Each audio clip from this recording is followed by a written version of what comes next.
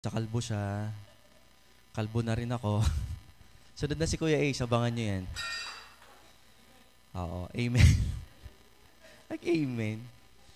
Okay, salamat sa Panginoon at hindi na po tayo magpapakatagal. Tayo po mag-aaral na ng salita ng ating Ama. And I'm encouraging you to open your Bibles in Genesis chapter 6.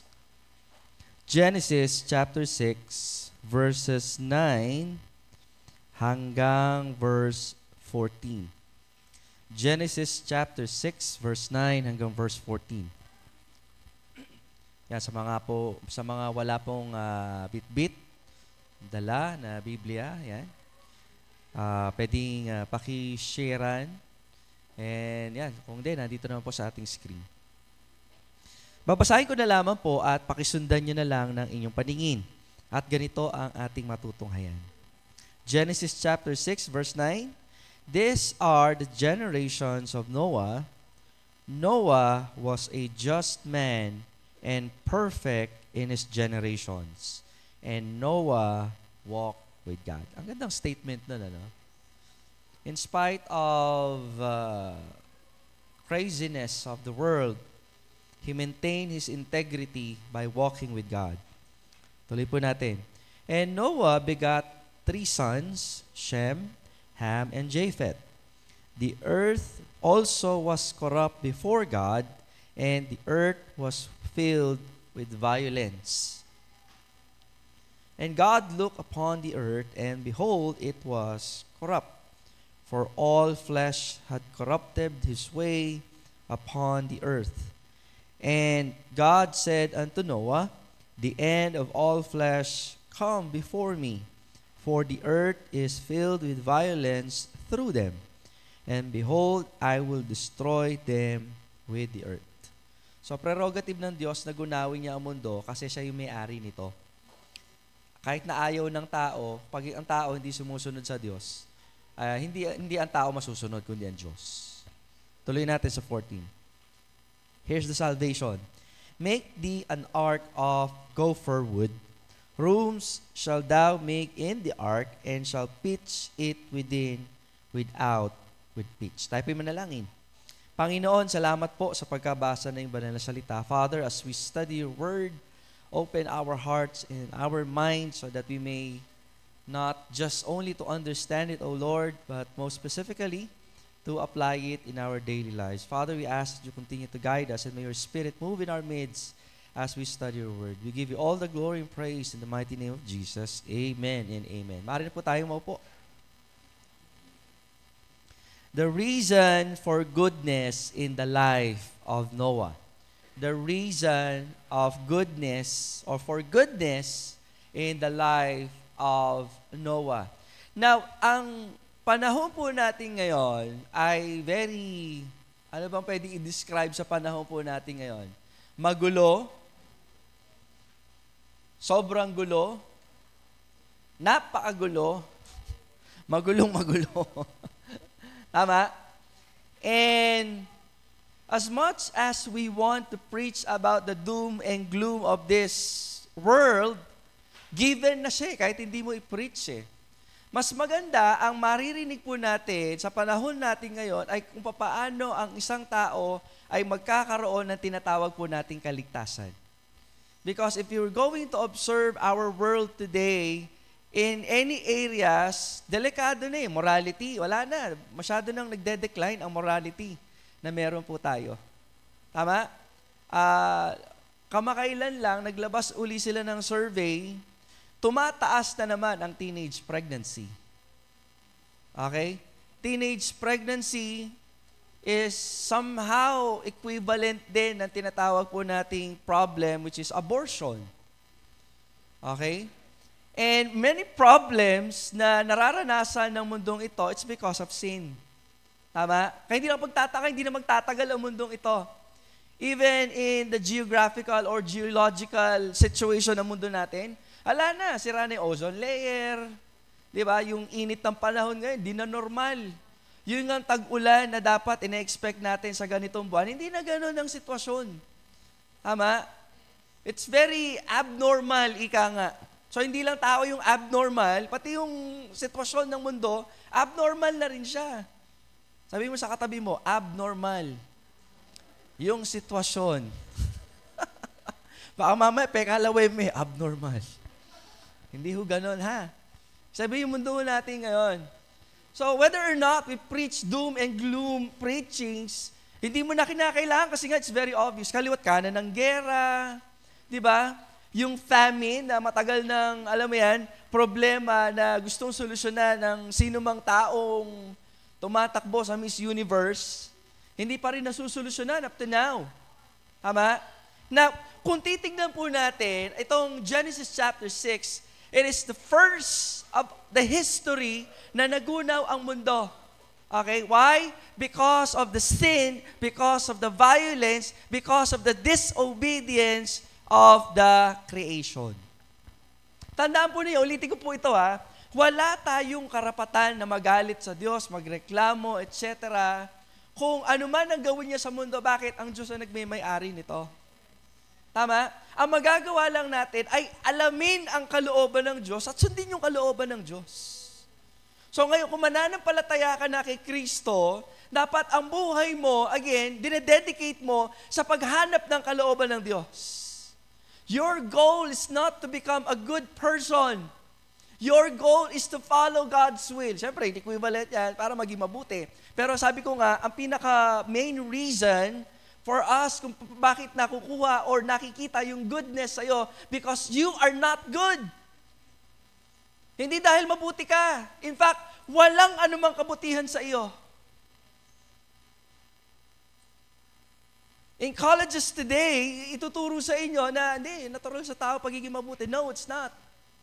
Nung una siguro, naging natural niya. Pero nung pumasok yung kasalanan, hindi na. Naging natural na sa tao, makasalanan. Kaya kahit na hindi mo ituro pagiging makasarili sa mga bata, makikita mo yan. Tama? Kahit hindi mo ituro ang kasinungalingan, kahit hindi mo ituro katigasan ng ulo, natural na sa bata. Why? Because of the sin. Now, ngayong umaga pong ito, ano po ba yung nais po nating makita? Kasi sabi ko nga, nandoon ang parusa ng Diyos sa sino man ang hindi sumusunod sa kanyang kalooban. Malupit ba ang Diyos? No, hindi po. Kung bakit po tayo binigyan ng buhay? Because of His what? Goodness. Tama? We deserve punishment. We deserve hell. But because of God's grace, another character ng Diyos, hindi pa rin niya ginugunaw ang mundo. Pero, may tamang panahon. Amen? May tamang panahon ang Diyos sapagkat, again, God is the giver, God is the author, and God is the sustainer of life. Kaya wala kang karapatang magreklamo sa Diyos. Miserable ang buhay mo ngayon, hindi naman mananatili miserable yun eh. Kaya ang pangako ng Diyos, alamin natin, sundin natin ang kanyang kalooban. Because someday, ano man ang sitwasyon meron sa buhay, nagiging maayos. Hindi dahil maganda yung sitwasyon, nagiging maayos ang buhay dahil meron kang Diyos sa buhay. And that is what Noah, alam mo yun, possesses. Yun yung meron po siya. Not the goodness. I'm sorry to say, hindi po yun. Kung bakit po merong goodness sa kanya, not because of his own goodness, but because of his relationship to God. Yun lang yun, wala nang iba.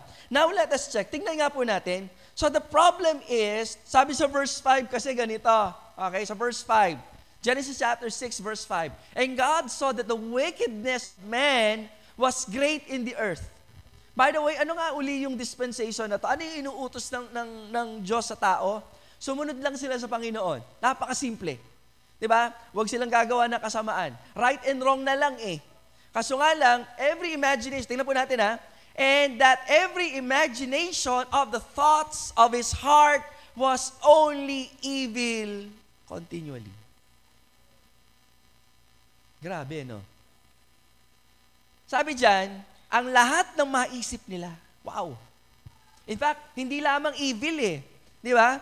Hindi lamang, okay lang yung magkasala ka, then alam mo yan, inay-inay ka lang. Hindi, dito hindi. Naging daan, naging lifestyle, naging pamumuhay na, ayun evil continually. And I believe the God of the Old Testament is the same God na pinaglilingkuran po natin even in the church age. Pero dito, grabe. Yung patience ng Panginoon, yung timeline ng Panginoon, yung pag-wait ng Panginoon, ang haba. Pero kapag nakikita ng Diyos, na alam mo yon, wala pa rin pagbabago at mas pinipili mo ang mapalayo sa Diyos, walang gagawin ng Diyos, kundi i-exercise niya ang kanyang kagustuhan, ang kanyang kalooban, sapagkat siya ang nagmamay-ari ng buhay. Nagigets po ninyo? Siya po may-ari ng buhay, mga kapatid. Kaya nga, hindi tayo pwede mabuhay sang-ayon sa sarili po nating kagustuhan. So, yung tinuturo ng mundo, na sa mundo nating ito, dapat mo lang gawin, maging masaya na wala ka tinatapakang tao, ay mali. Sapagkat nilikha tayo for a purpose or for a reason. And if you're not, alam mo yun, looking or seeking to find your purpose in life, then therefore, we are living in vain. Walang kwentang mabuhay sa mundong ito. Tama? Ang goal ng mundong ito, maging masaya, magtrabaho, magpamilya, magtayo ng bahay, magkaroon ng sasakyan, and then what? Pagkatapos yung mag-aral sa college, sige nga, and then what? Pastor, maglilingkod ako sa Panginoon. Bakit hindi pa maglingkod ngayon? Nagigets? So, dito mga kapatid, kung bakit po natin kinakailangan makita ito, sabi ko nga, ang Diyos ang nagmamay-ari ng buhay. At siya lamang ang magdidesisyon, mga kapatid, kung paano ka mabubuhay sang-ayon sa kanyang kalooban. Siguro somehow, there's a part in you that you have to decide to follow God. Pero mga kapatid, as God sustain life, kinakailangan sumusunod tayo sa kalooban ng Diyos. Sumusunod tayo sa kalooban ng Diyos. Pero dito, makikita nyo, sabi ko nga sa verse 5, okay, they are living in a way that is very, very opposite to God's will. Bakit? Hindi naman karakter ng Diyos ang pagiging masama. Hindi karakter ng Diyos ang daan ng kasalanan. It's the opposite. Amen? Bakit hindi na lang, kung ganun pala, Pastor, bakit hindi na lang, alam mo yun, ang ginawa niya, kasi ang Diyos, hindi niya tayo ginawa bilang robot. Ano ibig sabihin ng Pastor? God has given us the free will. Hindi siya free will kung wala kang pipiliing masama. Ibig sabihin, there's an option for you to do good and to do evil. Hindi na kontrolado ng Diyos yun kasi ikaw na, may free will ka kung susunod ka ba sa Diyos o hindi. Ngayon, kapag tinanggal ng Diyos yung free will, hindi ka tao. Kaya ka nga tao, you have the freedom. Ngayon, kung puro mabuti lang, wala kang ibang option, that's not free will at all. Kaso nga lang, mas pinili ng tao, the thoughts of his heart, was only evil. Yan yung pundasyon natin ngayon. So, anong gagawin ng Diyos? Gugunawin niya ang mundo. Let us jump. Now, in verse 6, and it repented the Lord that He made man on earth, and it grieved Him at His heart. Bakit? Siya yung lumikha eh. Ang ganda ng intention, ang ganda ng purpose. Kaso nga lang, instead na piliin niya yung makakabuti sa kanya, pinili niya yung masama. Anong tendency nito? Malulungkot ang Diyos. God had taken that risk. Dahil sabi ko nga, kung walang choice, kung walang free will, hindi ka tao. Pero malulungkot ang Diyos na alam mo yun, I have given you everything para piliin mo ang Diyos, pero mas pinipili nila yung opposite. That's very sad. Tuloy natin, verse 9. These are the generations of Noah. Noah was a just man and perfect in his generation. Ang ganda nito. And sabi dyan, and Noah walked with God. Let's have our first point. Anong pwede nating makita dyan? What is the reason for goodness in the life of Noah? Number 1, Noah lead a life of consecration and not corruption. Ulitin ko. Noah led a life of consecration and not corruption. Okay? When we talk about consecration, it means to set apart. Okay? To live your life differently. Mga kapatid, ang hirap po nito. Kasi nga, yung mundong ginagalawan ni Noah, he is surrounded by bad influences. And alam naman natin ang tao, right? Sana hindi tayo ganon. A sign of a matured person, kaya niyang manindigan, kahit yung nakapaligid sa kanya, puro corruption na. Nagigets po ninyo? Hindi mo madali ito, mga kapatid, lalo na nung naging mananampalataya ka. Sapagkat, nung ikaw ay nakakilala sa Panginoon, God has given you a chance, a second life in which pwede ka na mabuhay ng maayos sang-ayon sa kalooban ng Diyos. Hindi ito madali kasi nga, surrounded tayo mga people na hindi naman talaga nagtitiwala sa Diyos.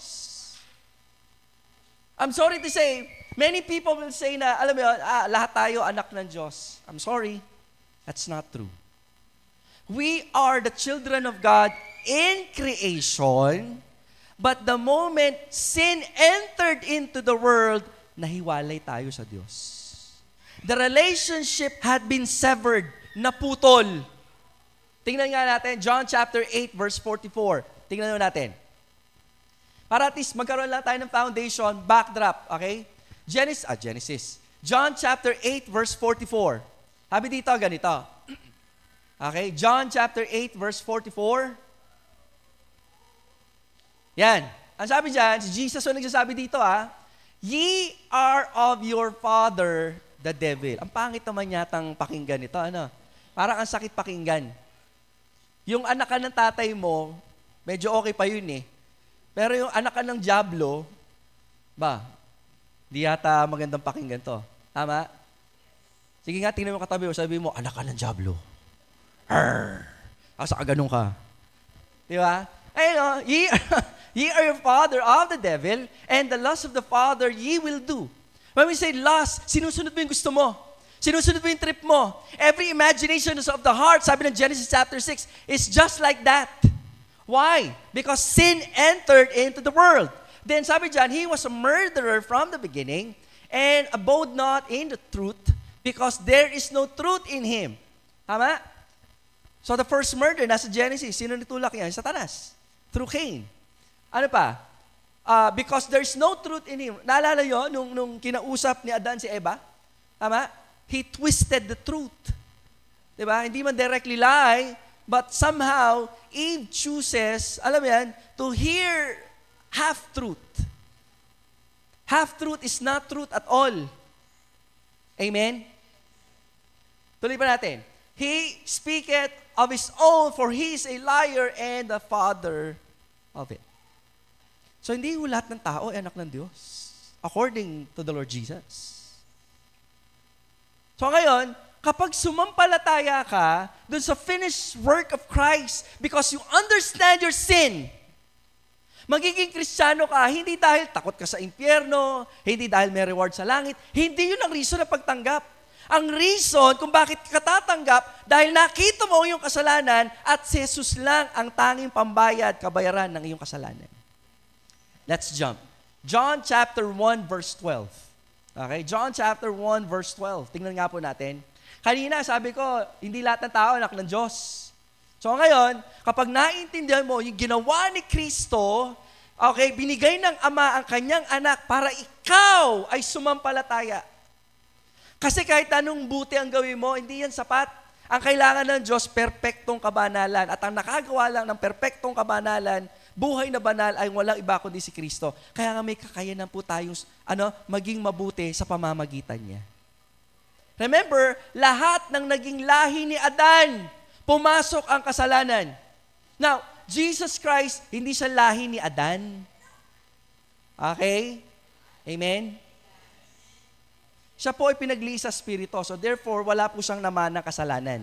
Ang gagawin ng dyablo ngayon, kaya nga, all throughout the life of Jesus, ang target ni Satanas, magkasala si Jesus. Kasi pag nagkasala siya, wala nang solusyon para maging, alam mo yun, banal at makonekta uli ang tao sa Diyos kung si Kristo ay nagkasala. Kaso nga lang, buong buhay ni Jesus, naging malinis po siya. Kaya siya naging, alam mo yun, tanging pangalan sa silong ng langit. Walang ikaliligtas ang tao kundi sa pamamagitan lang ni Kristo. Therefore, ano sabi dyan?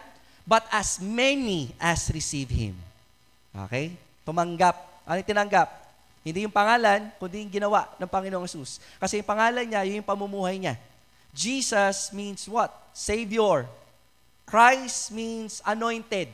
Anointed Savior. Kaya pala tama yung John 1:12. Okay?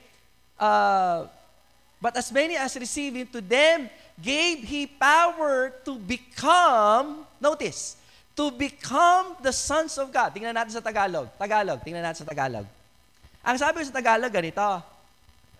Binigyan ng karapatan na maging anak ng Diyos. Kung bibigyan ka ng karapatan, kung hindi ka pa binibigyan ng karapatan, hindi ka anak. Hello? Tama ba yung logic? Ngayon, kung binigyan ka ng authority, binigyan ka ng, alam mo yan, karapatan, doon ka pala magiging anak. So tama pala yung John 8:44. Ang lahat ng taong hindi konektado sa Diyos because of Jesus Christ ay hindi anak ng Diyos, kundi anak ng dyablo. Kaso nga lang, pangit kasi kung halimbawa, mag-share tayo ng salvation. Alam mo, anak ka ng dyablo. We need to find ways in telling them, alam mo yun, about the salvation that is in Christ. Pero yun yung totoo actually eh. Nagigets nyo? Yun yung totoo. Kaso nga lang, dahil wala pa sila sa Panginoon, hindi nila maintindihan yun. Ako, dyablo. Tatimpaling na ka po. Nagigets nyo? But that's the reality eh. Ayan o, ngayon, ang lahat na sa kanya nagsitanggap ay pinagkalooban niya ng karapatan na maging anak ng Diyos. Sa mga makatuwid bagay, nagsisampalataya sa kanyang pangalan. What is the name? Anointed One or Jesus Christ. Amen. Ngayon, kung kayo ay hindi lang to na-apply sa amin po mga panauhin ngayong umagang ito. Kahit matagal ka na nagsisimba sa simbahang ito or sa building na ito, sumasamba na kasama namin, kung hindi mo pa inilalagay ang iyong buhay, pananampalataya, sa tapos na ginawa ng ating Panginoong Hesus, hindi ka pa niya anak. Ang dapat mong gawin ay tanggapin, aminin ang iyong kasalanan. Bakit kinakailangan pag-amin ng kasalanan? Kasi di mo matatanggap yung regalo ng kaligtasan eh. Kasi ang kaligtasan ay para sa makasalanan. Ngayon, kung hindi mo inaamin makasalanan ka, paano mo tatanggapin yung kaligtasan? Aminin mo muna. Makasalanan ba tayo? Yes. Diba? Naranasan natin magsinungaling. Hello? Nasa 10 utos yan. Kung magiging standard natin na pagpasok ng langit, 10 utos, wala akong papasok. Tama? Mahalin ang iyong magulang. Naging pasaway ba kayo sa magulang? Ha? Pag nanakaw, pastor, di ako nagnakaw, nangupit. Pastor, piso lang naman eh. Nangupit ka pa rin. Ang cheap mo naman, mangupit ka lang, piso pa. Pero kasalanan pa rin yun. Tama? Ngayon, sabihin sa akin, may papasok sa langit? Wala. Amen? Ano dapat natin gawin? Tanggapin ang regalo ng kaligtasan na ibinibigay ng Panginoon. Actually, hindi ito yung mensahe, pero dahil nabanggit, baka naman meron sa inyo na kinakausap ang Panginoon. Diba? Baka. Usually, when me or I as a pastor preach in the congregation, especially to the congregation of the saved, it's not about the evangelism. Dapat yung mga member po ang gumagawa niyan eh. But somehow the Lord led us to this talk about salvation. Baka naman, meron sa inyo na nandito ngayon, hindi pa tinatanggap yung regalo. Kapatid, anak ka ng dyablo. Ang pangit pakinggan, pero yun ang katotohanan. Ngayon, ang nais ng Panginoon, hindi kasi nagtatapos dun eh. Diba? Ang kailangan mo ay ang kaligtasan na nagbumula lamang sa Panginoon at wala nang iba pa. All you have to do is to accept that you are a sinner and therefore you need a salvation that is in Christ because Christ lived a perfect life. Therefore, siya lamang po yung magiging daan ng kaligtasan at wala nang iba pa. Hindi kay Buddha, hindi kay Manalo, hindi kay Soriano, sino ba lahat ng O? Hindi yan. Kahit sino pa, kahit kay Pastor Eric pa, hindi sa kanyang kaligtasan, kundi sa Panginoong Jesus po lamang. Amen? Sa Panginoong Jesus po lamang. Tuloy po natin dito. Now, kasi nga, tinitingnan po natin the life of consecration. So the fact na ikaw ay nakakilala sa Panginoon, yung buhay mo, you've been set aside. Why you're being set aside? Because your life now should be for God's glory. Okay? So ngayon, yung buhay ni Noah dito is set apart. Tingnan nga po natin. Sabi dyan, no? And the generation of Noah was just man and perfect in his generation. And Noah walked with God. Bakit naging malinis ang buhay niya? Bakit naging maayos ang buhay niya? Kasi lagi niyang sinasama ang Panginoon. Or lagi niyang kasama ang Panginoon. Kapatid, siguro lahat naman tayo dinidesire ganon. Pero kung ang buhay po natin, hindi natin kinoconsecrate, lalo na sa mundo, sa panahon natin ngayon, ang daling makahatak ng mundo. Nakikinig po ba kayo? Ang daling makahatak ng mundo, entertainment. Actually, yan ang the greatest weapon ng enemy sa panahon po natin ngayon, entertainment. Diba? Kasi pag may problema ka, instead na lumapit ka kay Lord, Facebook ka lang, may entertain ka na. Makakalimutan mo pa ng dali yung problema mo, pero hindi yan ang paraan ng pamumuhay. Ang nais ng Diyos, as you go on in this life, you need to put your trust, you need to put your faith in Christ. So that no matter what happens, sa mundong ibabaw, alam mo yun, patuloy pa rin ang buhay. Hindi mo nating goal ang yumaman. I'm sorry. If you're looking for a church na ang itinuturo is, alam mo, paano tayo yayaman, this is not your church. I'm sorry. Kasi hindi naman, mayaman ba kayo? Puro utang nga kayo eh. Amen? Pero bakit tayo nagtitiis sa ganitong klase ng pamumuhay? Kasi naniniwala tayo, although nahihirapan tayo dito sa lupa, steady ka lang boy, panandalian lang ang buhay. Someday, Christ will return, alam yan, and He will get His own. Sino yung own? Yung mga anak niya. Amen? Yun yung reason nito eh. Kung bakit ka tatanggap sa Panginoon, kasi hindi ka anak ng Diyos, naputol na yun mula nung nagkaroon ng kasalanan. Ngayon, babalik si Jesus at kukunin niya yun sa Kanya. Amen? Babalik siya. Totoo po yan, mga kapatid. Okay? So ngayon, kung babalik ang Panginoon, siguraduhin po natin na nasa Kanya po tayo. Okay? So let's go back. So sabi po dyan, Noah lived a life of what? Consecration. In spite of corruption. Corrupt means, alam mo yan, perversen. Sira na ang mundong ito from the word corrupt. Okay? Sira. Kung meron man siguro mas nakakaalam na word na corruption, mga Pilipino na yan. Sapagkat ang government natin, corrupt na corrupt. Corrupt ng corrupt. Ganun, corrupt ng corrupt. Corrupt means hindi maganda ang sistema. Tama? LTO, BIR, ano mga corrupt na agency natin? Even the Department of Education, may corruption na rin po ngayon dyan. Lalo na DPWH, ano yun sa mga barko? Customs. Naku, daming ano dyan. That is what you mean by the word corruption. Ngayon, kung mananampalataya ka, ano sabi natin kanina? We need to live a life of consecration and not corruption. Pastor, paano mo nasabi? O bakit mo sinasabi yan? Because many of the young people today, if you are not aware of your faith, ang dali mo madala. Kasi entertainment, alam mo yan, you need to know your identity in Christ. Kasi pag wala ka kay Kristo and you don't have any foundation, masisira ka sa mundong ito. Tinatanggap mo na lang yung kabaklaan. Bakit? Pumapasok siya as entertainment. Di ba? Ikaw naman, tuwan-tuwa ka, makatulala yung voice ganda. Basta meron bang problema doon? Malaki po. Although, tanggap natin sila sa loob ng church, wala tayong nire-reject dito eh. Okay? Tanggap sila, pero kinakailangan nilang marinig ang salita ng Ebanghelyo. At ang salita ng Ebanghelyo ang magpapabago sa kanila. Kasi kapag tinanggap mo ang Ebanghelyo at walang pagbabago sa iyo, iba yung tinanggap mo. Amen? Amen? So, balik tayo. Bakit ko sinasabing hindi maganda? Una, ang disenyo ng Diyos, magsasama ang lalaki at babae. Hindi lalaki-lalaki. Amen? Anong mararamdaman mo kung meron kang gamit at yung gamit na yan ay hindi ginagamit sa intended purpose? Magagalit ka. Lalo na kung ikaw yung creator po niyan. Tama? So ngayon, kung ang Diyos nilikha niya ang lalaki at babae for a purpose, hindi mo pwedeng sabihin na ito yung kaligayahan namin. Hindi nga kasi ganun yung purpose ng buhay. Ang purpose ng buhay, sundin yung kalooban ng Diyos. Kung bakit niya pinagsama ang babaeng lalaki, not just for procreation. It is the design, it is a perfect design why Christ loved the church. Alam mo yun?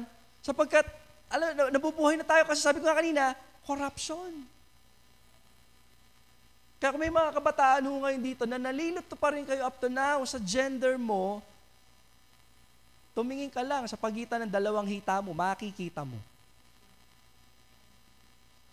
It's not a good word. Pag may nakita kang lawit, lalaki ka. Amen? Hindi mo na kinakailangan pang, alam mo yun, sa tamang panahon, pag naisip ko, hindi ganun yun. Gender is not in the mind. It's the thing between your legs. Period. Amen? Kasi pastor, meron mga gender construct na, hindi yung ganun yun. Hindi ganun ang design. Pastor, pinanganak akong may ganun. Kaso nga lang, feeling ko, babae ako. Sino nagsabi? Ang Diyos naman lumikha sa akin. Oo, Diyos lumikha sa akin, pero bumulong sa iyo. Iba yan. Okay? Amen? We need to live a life na kung ano yung binigay ng Diyos, yan po yan. Kasi ang mundo natin ngayon, masyadong lahat ng maisip. Kaya totoo yun eh. Balik mo nga sa Genesis chapter 6 verse 5. Kaya totoo to eh. Balik po natin ha. And that every imagination of the thoughts of his heart was evil continually. Hindi ko ano yung maisip mo, yung gusto mo. Ay, feeling ko yata babae ako ngayon. Diba? Feeling ko babae ako. Magaling ho ako mag-impersonate po pala, by the way. Pero hindi ako ganun, ha? Oo. Hindi, pastor, ano ka? Sino bang lito? Ako o ikaw? Hindi ako lito. Ikaw ang lito. That every imagination of the thoughts of his heart was evil continually. What is the word evil? Evil, it means yung way mo, yung paglakad mo, papalayo sa Diyos. Kaya nga nung naging mananampalataya ka na, pinapasakop natin ang bawat kaisipan natin sa Panginoon. Tama? Tama? Tama? Tama? 2 Corinthians chapter 10 verse 5. Tingnan nga natin. 2 Corinthians chapter 10 verse 5. Ano sabi dito? Ganito. Okay? Casting down imaginations. When we said to cast down, it means to surrender. If you have a king and you need to cast down, ilalagay mo sa paanan niya. Meaning to say, wala akong ibang susundin kundi ikaw lang. So to cast your imagination, ang sabi dyan, and every high thing that exalted itself against the knowledge of God. Against. Laban. Kung pasaway kang anak, suko mo sa Lord yan. Amen. Natang lalaban ka rin pengarid Yung pag inutusan mo, makabangot lang tambing. Alam nyo, mapalad tayo, hindi tayo nabuhay nung Old Testament sa panahon ng mga Israel. Amen? Amen ba? Example. Buksan natin, Deuteronomy. In the book of Deuteronomy, tingnan natin. Kung nabuhay kayo na panahong ito, okay, anong mangyayari sa inyo? Deuteronomy 21, kung pasaway kayo Deuteronomy 21:18. Tingnan natin. Sample lang to, at least malaman po ninyo. Okay? Bakit natin isusuko? If any man have a stubborn and rebellious son or child, kapag kayo pasaway during that time ng Israel in the Old Testament, ano sabi dyan? Which will not obey the voice of his father. Hindi sumusunod. Pwede mo ibigay ito sa kanila. Or the voice of his mother, and that when they chasten him, binawalan, sinuway, will not hearken unto them. Ito yung Old Testament Kung meron daw isang nanay o tatay na merong anak na pasaway, hindi nakikinig, anong gagawin? Verse 19. Then his father and his mother lay hold of him. Hahawakan sila. And bring him unto the elders of the city, and even unto the gates of his place. Kakalad ka rin sila. Pasaway yung pasaway. Bubuhatin, kakalad ka rin. And then ang gagawin? Verse 20. And they shall say unto the elders of the city, magte-testify yung mga magulang, ay, mga kababayan, itong anak ko ay pasaway. Hindi sumusunod sa magulang. Hindi naniniwala sa Diyos. Of course, kasi kung naniniwala yan sa Diyos, susunod yan sa magulang. Ang pagsuway sa magulang ay palatandaan na hindi ka sumusunod sa Diyos. Hello? Hindi kayo nag-amen, mga young people. Verse 21, anong gagawin? And all the men of his city shall stone him with stones that he died. Ano?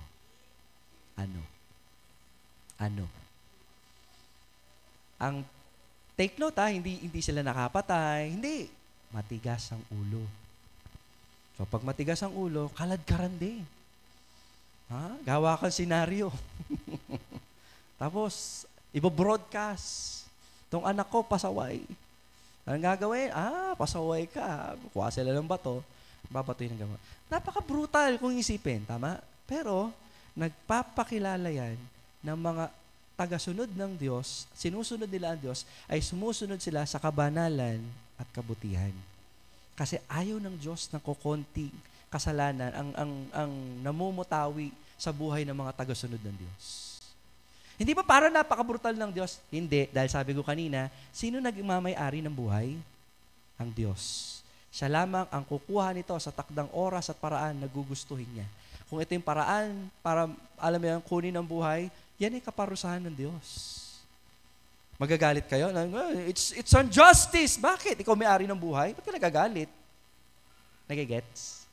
Minsan kasi gusto nating interpret ang buhay in our own interpretation. No, it's not. Hindi ganyan ang buhay. Kaya nga dapat lagi nakadikit sa Panginoon. And the life of Noah is the life of relationship. Amen? The life of relationship. So, we need to go back. Tingnan po natin.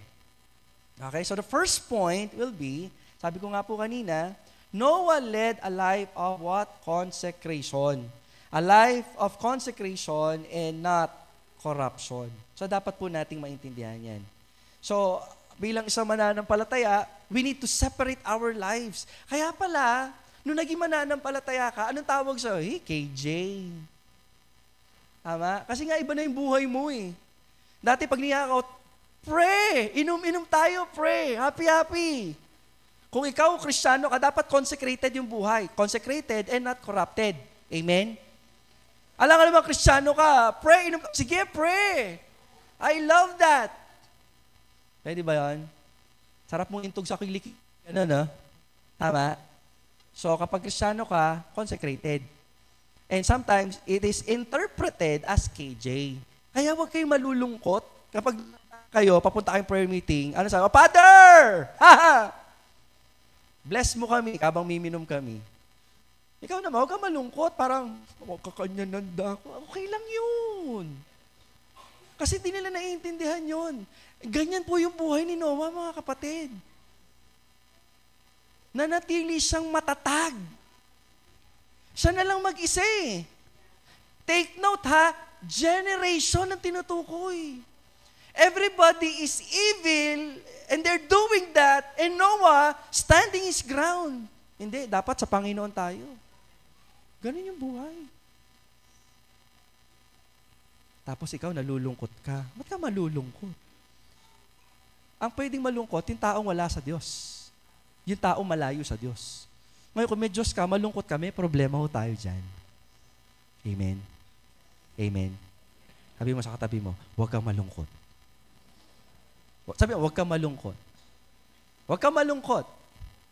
Kung hindi, sasampalin kita ka. Kasi malungkot kayo. Okay? So that is number one. Okay?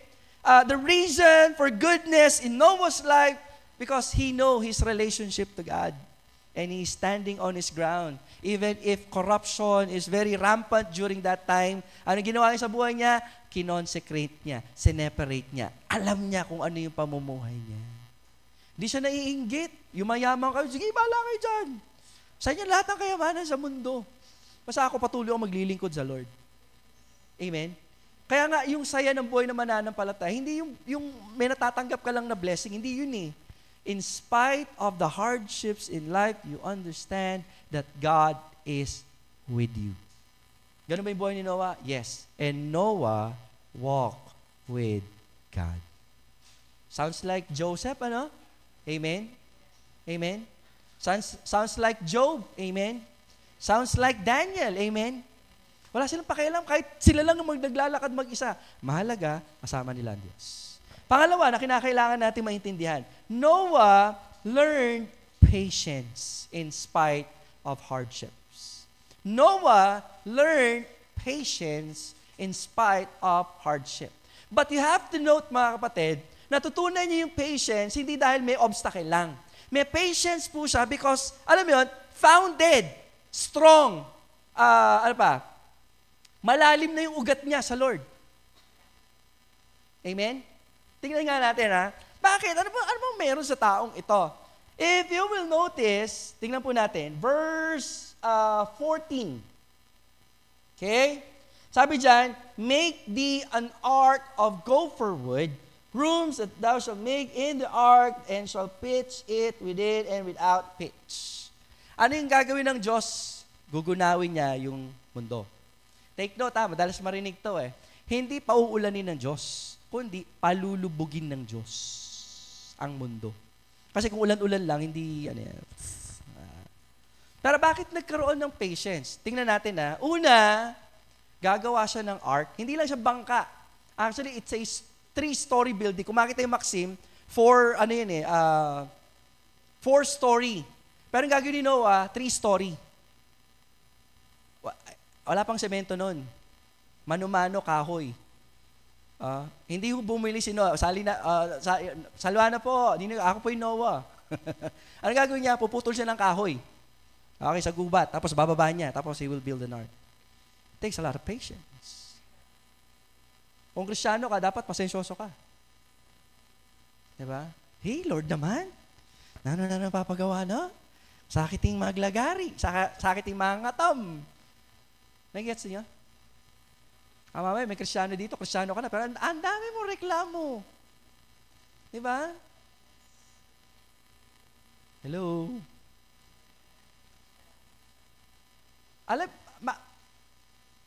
Makikilala nyo ba sa itsura yung taong reklamador at hindi? Sa itsura lang.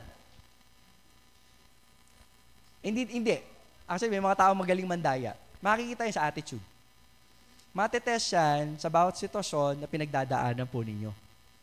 And if your situation is difficult, doon mo makikita kung may patience yung tao o wala. Sometimes we are praying for patience. Tama? Amen? God will not give us an emotional patience. Paano ka bibigyan ng Lord ng patience? Bibigyan ka niya ng situation na doon matetest yung patience. Amen? Amen? Halimbawa, mo buring magpila. Tapos, bibigyan ka ng Lord. Sige, nagpa-pray ka ng patience Aroy, sali ka mong grocery, kakaba naman ng pila. Tapos, galit na galit ka. Lahat na inaaway mo.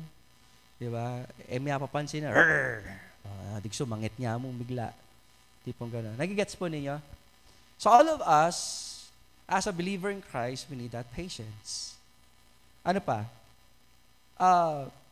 Kinakailangan niyang, tandaan nyo, yung kasing napapanood natin sa Noah's Ark, yung pagkokolekta ng mga hayop, dumadating na lang yung hayop, tama?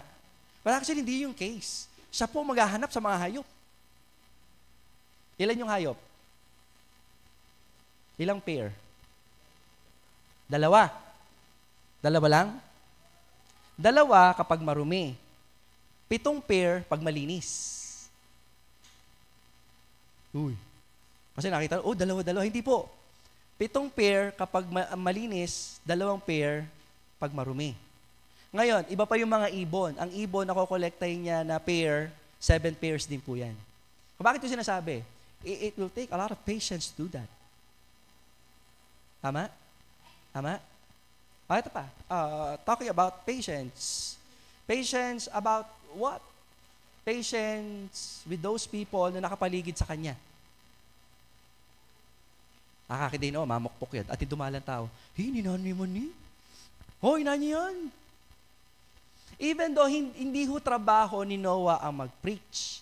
Okay, hindi yung trabaho niya Ang trabaho niya is to tell them kung ano yung ginagawa niya.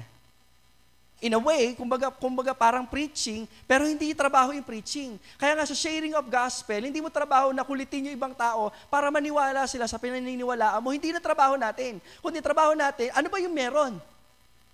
Na ang tao makasalanan At kinakailangan tanggapin ang kaligtasan na ino-offer ng Panginoon. Kaya kung di na tinanggap, ikaw na nag-share, huwag kang malungkot. Problema na nila yun. Si Noah, he's very patient. Siguro about the matter, baliw niya ata ito. Alam mo yan? By the way, kakaiba tong buhay ni Noah, mga kapatid. He will try to explain anyone who asks of him, ano ba mangyari? Ang sasabihin niya, palulubugin ng Diyos ang mundo sa pamamagitan ng pagbubukas ng mga sibol at magkakaroon ng ulan. You have to take note, mga kapatid. Hindi pa naiintindihan ng mga tao during that time yung ulan.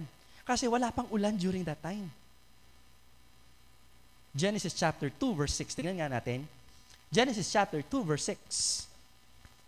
Ang sabi dito, ganito.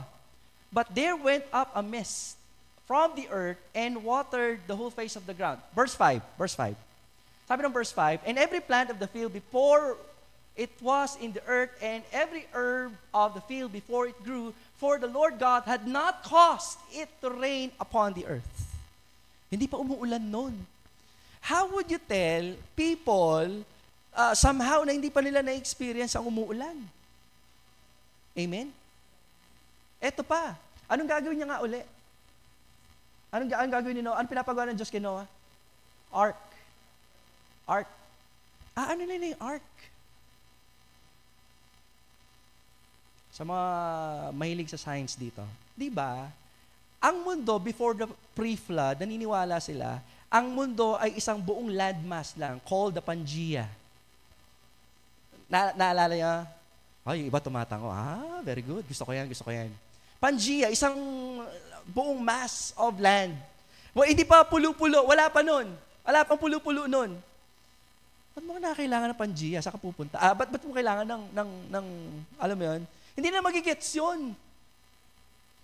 So meaning to say, ang ginagawa nitong taong ito, sumusunod siya sa kalooban ng Panginoon, nakikita yung patience. How would they explain that kind of scenario, that kind of situation na hindi pa nararanasan ng tao? Nagigets po niyo? Minsan gano'n din sa paglilingkod sa Panginoon. Minsan ang dami nating di naintindihan. Ba't kinakailangan gawin to? Ba't kinakailangan gawin yan? Pero directly sinasabi naman ng Panginoon, mga kapatid, kinakailangan tanggapin natin ito ng may pananampalataya at pagtitiwala sa Diyos. Pastor, pogi crush ko ni. Sabi ng Bible, wag daw makipamatok sa hindi mananampalataya. Pwede ko naman i-born again, pastor. I-born again tanya mo. Nagigets niyo? Sometimes ganun ang tao Di ba? Hindi niya naiintindihan, minsan nakakaroon siya ng pagrereklamo sa Diyos. Kundi ang ginagawa natin dapat, hindi nagrereklamo, hindi nagko-complain. Hindi nagki-criticize, hindi nagko-condemn, hindi nagko-compare. Ano ginagawa natin? Nagtitiwala lang tayo sa Diyos. Sa ngayon siguro, hindi mo maintindihan, pero steady ka lang. Hawak ng Diyos ang lahat ng bagay. Amen? Ang ganda, mga kapatid. Kaya nga sabi ko nga, Noah learned patience even in difficult times. Di ba? He is preparing for something such as the rain na mangyari, pero yung mga tao, tumatawa sila kasi hindi nila maintindihan. Ano yung ulan? Gumagawa ka ng bangka, gumagawa ka ng arko. Buti sana kung bangka lang, pagkalaki-laki, 3-story building.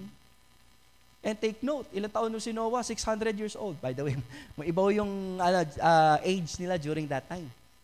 Imagine mo, buhay ka ng 600, sige nga. Siguro sa panahon natin, mga nasa mid-50s. Yung ganong edad, yung 600. Di ba? Ngayon, pinaiksi ng Panginoon from 500 plus, naging 120 na lang.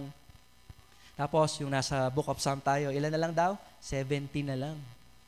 Diba? Kaya pag lumagpas kayo sa 70, biyaya na ng Panginoon. Apo Rossi, nag-celebrate lang, 95. Malaking blessing na yun. Diba? Papalad na kayo. Kasi hindi alam ang buhay.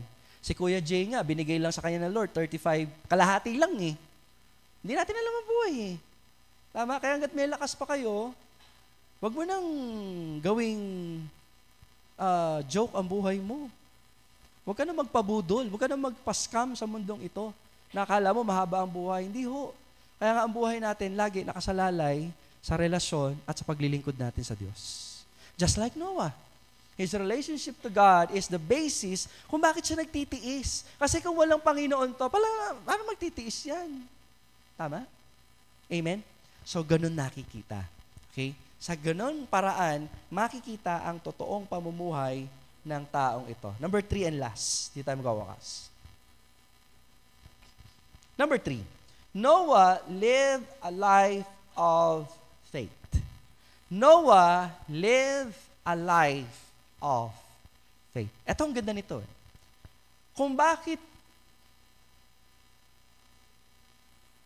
nag-e-explain si Noah, sigurado, bagaman hindi na isulat, kasi nga, alam mo yung structure na ginagawa niya, mataas eh. Everyone will ask. Hindi mo siya visionary. Kumbaga, he lived by faith. Siguro kahit siya mismo, hindi pa siya nakakita ng ulan. Hindi maintindihan bakit siya gumagawa ng bangka. Pero lahat ng ito ginagawa niya kasi nananampalataya sa Diyos na mangyayari na ililigtas sila. Amen? Sinabi ba ng Diyos kung kailan yung date? Ang galing ni Lord, no? Hindi siya sa date. Wala. Kahit ito, parang yung rapture. Alam yung rapture? Wala. Hindi alam yung rapture. Kahit dito. Kaya nga yung patience ni Noah, siguro tapos na yung ark, kaliwating kayo. Wala mga tama, pakarine ko. Sanda na akong baliw, gana-gana. Pero siya, sumunod pa rin siya sa Panginoon. Why? Because he lived a life of faith. Madalas tayo kasi nagtatanong, minsan ganun eh, basta bakit ganon? Bakit kung sino pa yung tapat na naglilingkod, maka-tricycle kami mo. Etang backslider, poret ang unbeliever, makasakin lo. We need to live a life of faith. Ano naman ngayon, kung ka manilo ka rin alahas. Di ba? Lagi ko binibiro nanay ko sa ganyan eh. But the point is,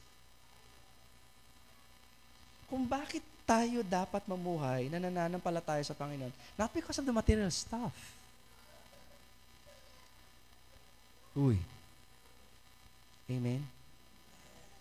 Kaya, magka-blessing ka man o hindi, kaligtasan pa lang tinutukoy, dapat paglingkod na natin sa Diyos ang buhay natin eh.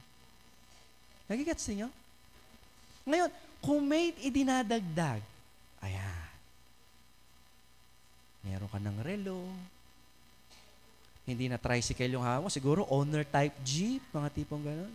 Pasalamat mo kay Lord. Hindi ko sinasabi mangyayari, baka sabihin, Pastor, hindi ho. Meron pagkakataon, mamamatay ka, ni 5 duling siguro, wala kang madadala or wala kang naipundar. Okay lang yan, steady ka. Kasi nga, lahat ng bagay dito sa mundong ibabaw, hindi ho magtatagal. Ano magtatagal? Yung paglilingkod natin sa Diyos. I always remember the words of C.T. Studd. Ang sabi dito, ganito. One life will soon pass.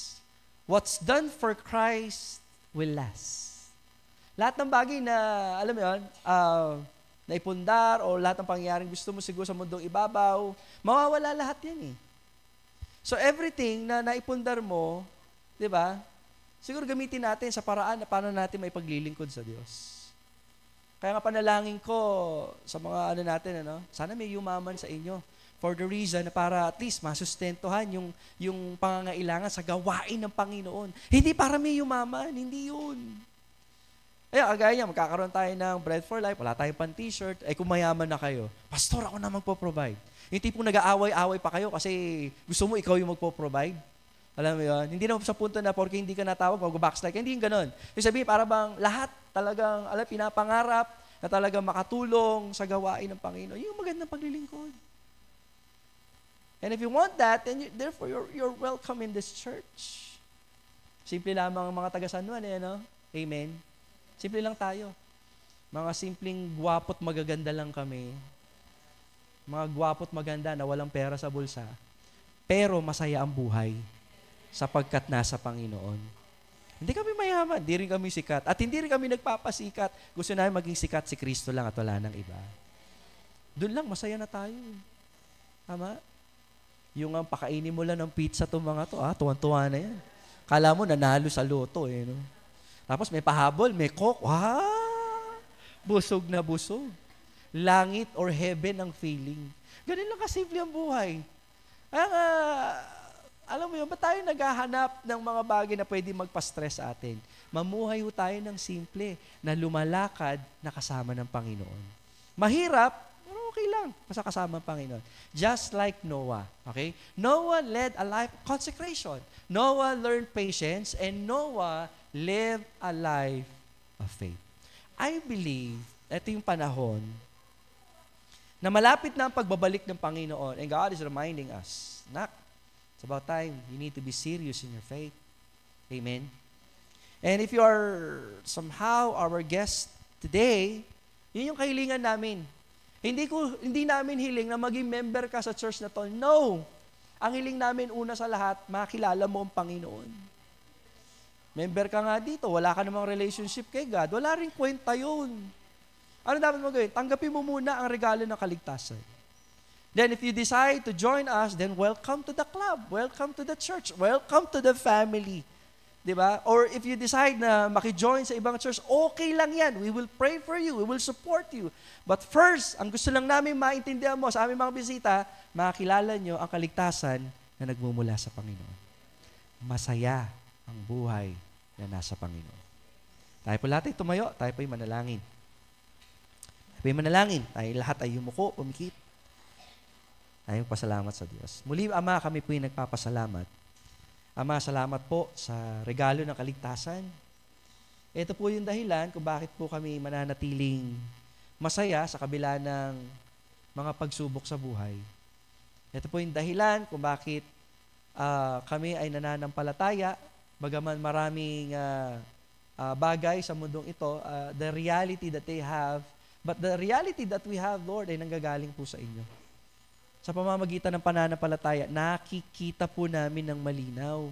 Kaya hiningi po, Panginoon Diyos, minsan pa, samahan niyo po kami. I ask, Father, that you continue to bless this church, that they may walk in faith, that they may preserve their integrity, Panginoon, sa paglilingkod sa inyo. Lord, isinusuko po namin sa inyo ang anumang katigasan ng ulo, anumang bagay, Ama, na hindi karapat-dapat sa inyong paningin. At hinihingi ko po, Panginoon, na patuloy ang biyaya ang managana sa iglesyang ito. Salamat po ng marami, Ama. Papuri pa sa salamat ang binabalik namin sa iyo sa pangalan ni Jesus. Lahat magsabi, Amen and Amen. Palakpakan po natin ang Panginoon at maaari na po tayo maupo.